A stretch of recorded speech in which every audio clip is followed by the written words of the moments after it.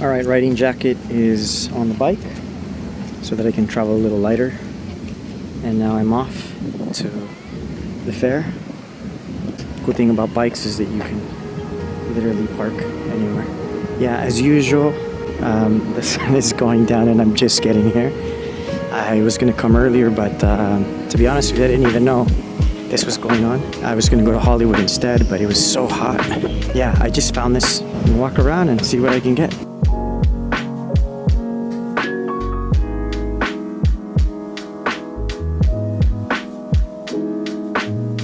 Hey everyone, I hope that you're doing well. Welcome to another video. Thank you so much for joining me once again.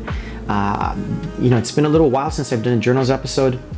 I've been doing a lot of daily snap episodes, but I really miss making journal episodes, and today's episode is one that I'm really excited to share with you. I've mentioned it before that I've been experimenting with different JPEG workflows. And the workflow that I'm doing now is quite different from the workflow that I was experimenting with a couple of weeks and a couple of months ago. In the first couple of videos that I made, I was experimenting with the classic chrome film simulation, shifting the white balance tint. Lately, I have really fallen in love with Astia and no white balance tint shift. Instead, rather than shifting the tint, I have taken the camera off of auto white balance and choosing the white balance myself to give the pictures a certain look. If you are interested in seeing a video on my current JPEG workflow, please let me know in the comment section and I will make a video about that. But today I'm not going to really talk about the technicalities. Today I'm just going to share with you another journal. All of the photos that you're going to see, all of the B-roll that you're going to see in today's episode was shot with this little guy. This is the Fuji XF10. You guys know that I love this camera if you watch this channel. One of the things that I noticed on this particular outing is that I have been approaching street photography or these outings in the same way that I used to approach wedding photography and event photography when I was doing that for a living 6-7 years ago. I didn't realize that about myself until this particular outing. So usually what happens is I show up to these events or to these outings and I feel a little out of place. It's just I've always had that. I feel socially awkward in the beginning. And so I go through this phase where I acclimate, the acclimation phase, if you will. And I basically go around and I'm too shy to make photographs of people. So I start to photograph the detail shots, the establishing shots. And then I start working my way up. Once I go through that acclimation phase, I go into this phase where I have to photograph people. And I'm going to share that in the second segment.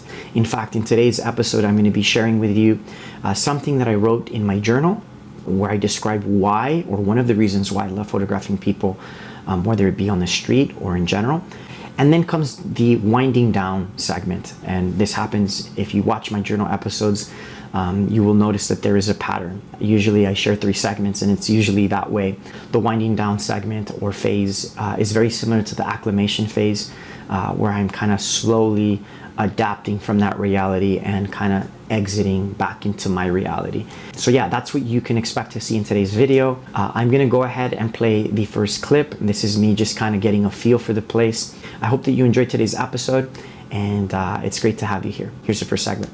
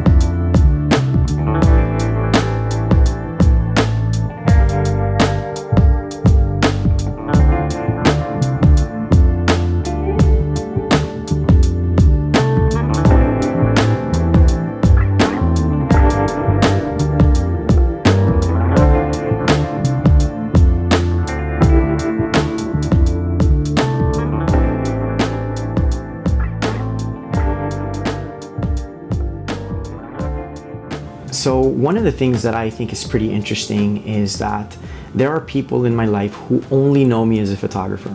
And then there are people in my life who only know me as a musician. And then there are people in my life who only know me as that guy that works in elementary schools. And so recently, those worlds or those circles have been kind of, I wouldn't say colliding, but they've been merging. And some of the people that I've been acquaintances with for quite some time, like coworkers and stuff, have recently come across the channel and they asked me why I photograph people. And I'm going to share with you, or at least one of the many reasons why I love photographing people. This is something that a couple of days after this outing, I was looking through the pictures and I wrote this down in my journal. I then shared it on Instagram, and now I am going to share it with you. And this is what I wrote in my journal. People fascinate me.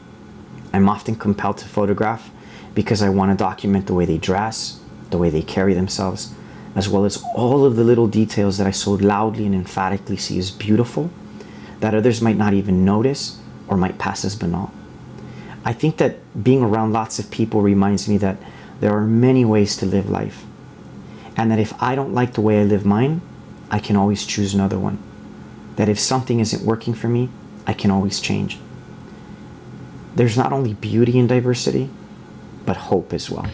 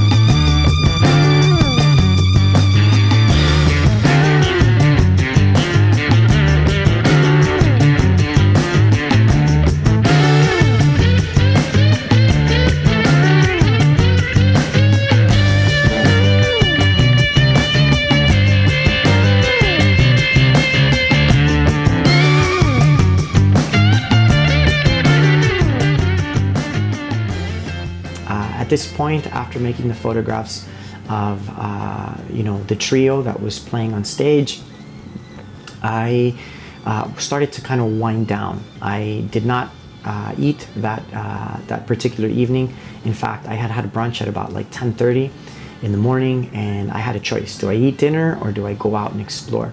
And I decided to go out and explore, and I'm really glad that I did. The light was starting to dim quite a bit, but I wanted to see how this new JPEG workflow would work at nighttime using this Astia film simulation. And so I stuck around because I was zone focusing, and I don't know if I mentioned that already, but all of the pictures that you have seen in today's episode, all of the pictures that you're going to see, with the exception of the guys that were singing on stage, everything was shot in manual focus using the zone focusing method at f8. And the distances I would just change manually, and I did that pretty much most of the day. Then when it got closer to the evening, then at that point I felt like I was much better at my distances, and then I started to use snap focus. But because I was shooting at f8 and it was pretty much nighttime, all of the pictures from the roller coaster and on, and you'll see that in this next segment, Those were all shot with 12,800 ISO. The fact that my camera can do that is pretty incredible.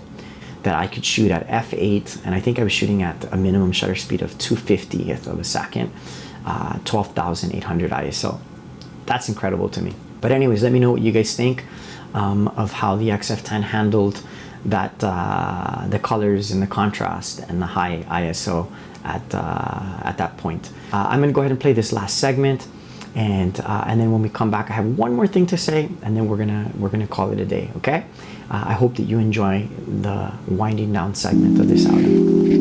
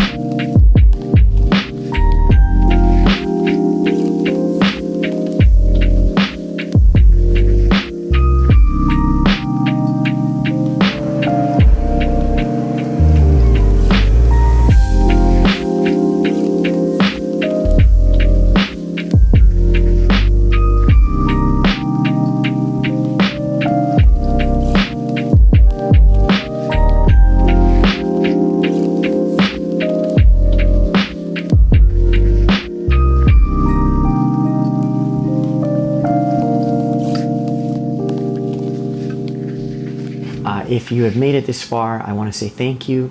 If you are a subscriber, I want to say thank you. And I just wanted to take a moment to wish you all a great morning, afternoon, or evening. And yeah, I will see you in next week's episode. Thank you for watching, and talk to you then, or see you then. Okay, take care. Bye.